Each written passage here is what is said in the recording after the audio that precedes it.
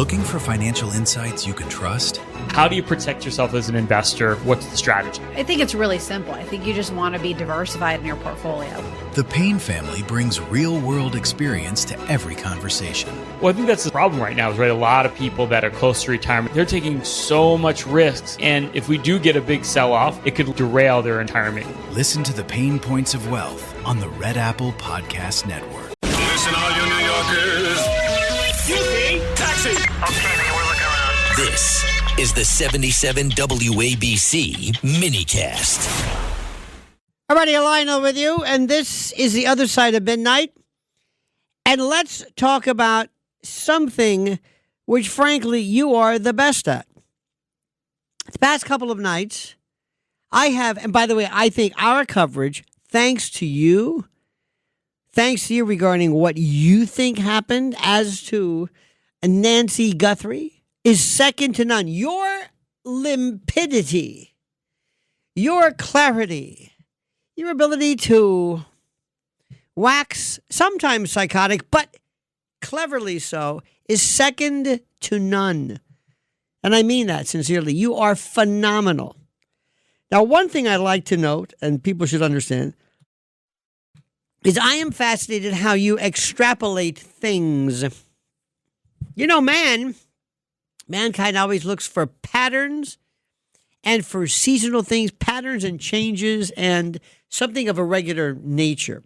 We have to do that, as you know, to determine things like seasons, time of day, like, hey, you know, in the morning, the thing we call morning, there's the sun, and then later on it gets dark. I think after a couple of times, if you don't recognize patterns, well, things are going to go very well for you. Okay, it's one of those things. But I digress, dear friends. Tonight, when I heard they may have somebody, because this has been the most obtuse case I have ever seen by virtue of what information they give, it, and how, as the time elapses, then there are references to monies and negotiation and ransom. Now, what is this? What, a week, 9 days? I mean, now it happens. So tonight, and please understand something.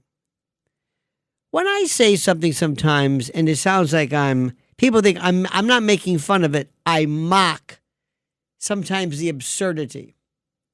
Tonight we saw a Ring camera. See, I can't help it. I saw this, I think it was the assailant, the kidnapper, one of them, a bad guy, caught on a Nest camera, not Ring camera. Nest is, I think, Google or what have you. And everybody immediately is trying their best to determine this. Now, as you recall, Nancy Guthrie does not have a subscription for her Nest videos. The subscription allows all of that which is caught on the camera to be kept on a cloud, so you can access something that happened 2 weeks ago, 3 weeks ago, a day ago. And they say, well, that's it. That's it. It's not available. And I thought, and other people thought correctly, that, just because it may not be subject to the individual client, the person, the purchaser, the consumer being able to access this, it would seem to me that probably somewhere the actual company itself has these images on some kind of a cloud or whatever it is. And it also makes you wonder, how big is this cloud? Do you know how much information is kept? Where? Just ChatGPT. We're going to spend the bulk of your energy bill is going to be going to OpenAI and ChatGPT. Did you know that? Anyway, I don't want to digress. So tonight, lo and behold, they said, guess what? We found it. Yay! Let's see what this bastard looks like. Let's see. And you will see it over and over again, and you're wondering, what is the matter with him? First and foremost, is it a man? And it appears to be a man. It appears to be because people are noticing some type of facial hair, some type of a soul patch. People will be able to look at his countenance, his perambulation, his stroll pattern.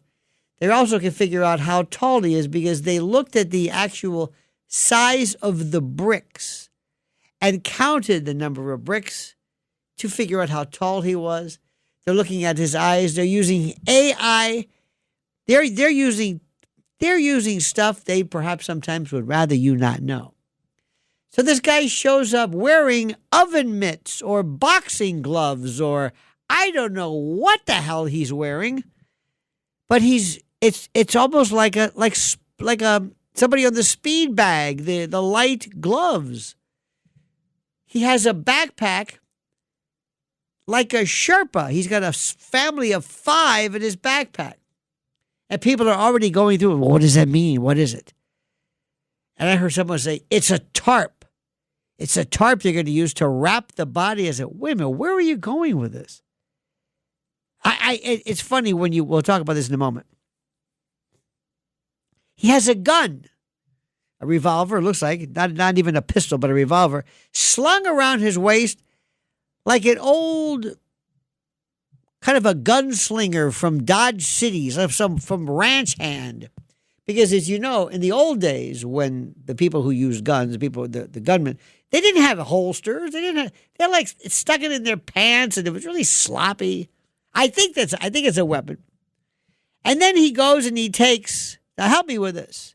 Did you see this? He takes leaves or grass or a plant, some type of verdure, and he walks up to the camera, and instead of breaking it, spray painting it, putting duct tape on it, he first puts his hand up, I guess, imagining what it would be like if he could keep it like that for an extended. And then he goes and he pulls these plants and he walks up and he tries to, I don't know what, put plants up to cover the, who knows?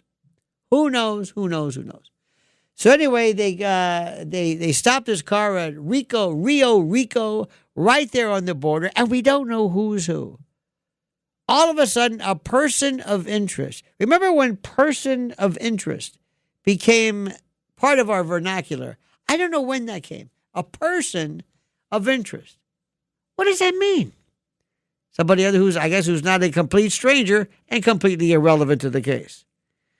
Then they had, and by the way, I was going to the various channels tonight, and I must say, Fox News was excellent.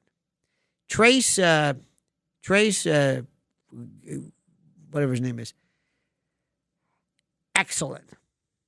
And one of the things he did was that he let the people talk. He wasn't trying to interrupt them with what he knew. And I'm going to leave it at that. So anyway, some people were suggesting that this could have been a Mexican, that's the way the Mexicans carry their guns. Now, I had suspected, and the question that I was going to ask was, what is the chance of these people being Mexican? By virtue of the fact that they live in an area where kidnapping is so popular. Mexico City, they tell Americans, be very careful because of kidnapping. When he shows up to the house, why is he at the front door? Now, later on, we found out that the back door is open. I don't know what that's about. But he's standing up there wearing a mask at the front door. Is that the way you plan to go in?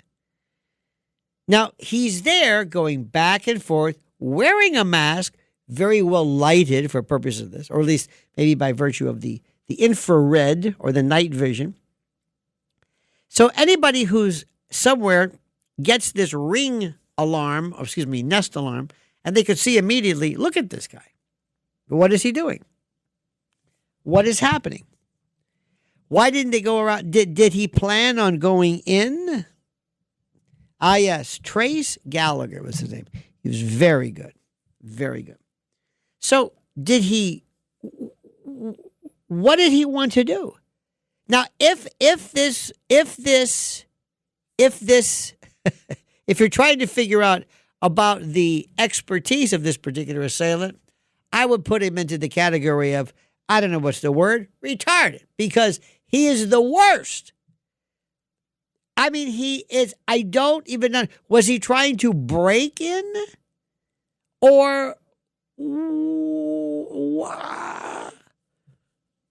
and if he has all of this, had he thought about little things like doing any type of surveillance, any type of checking it out to see if maybe they have these Ring cameras, to see if they had something.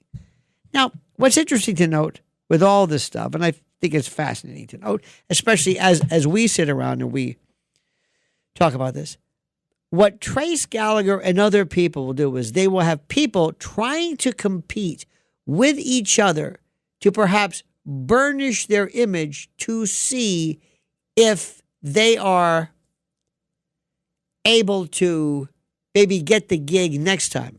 If, God forbid, the inimitable Ted Williams from the D.C. retired police officer, God forbid that stalwart were to ever step down. There was one guy I saw, and I don't know, I think it was Fox, I'm not sure. And he reminded me of somebody kind of from Louisiana. He said, well, somebody's going to be going to jail tonight. That's right. And they were asking, well, what about the son-in-law, the brother-in-law? What about this dude?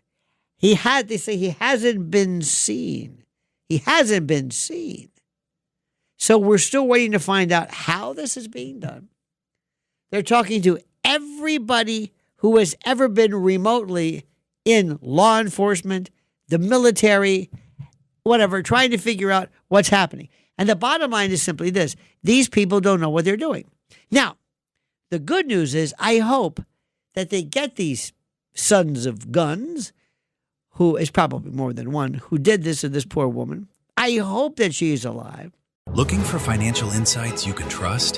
How do you protect yourself as an investor? What's the strategy? I think it's really simple. I think you just want to be diversified in your portfolio. The Payne family brings real-world experience to every conversation. Well, I think that's the problem right now is, right, a lot of people that are close to retirement, they're taking so much risks. And if we do get a big sell-off, it could derail their retirement. Listen to the Payne Points of Wealth on the Red Apple Podcast Network.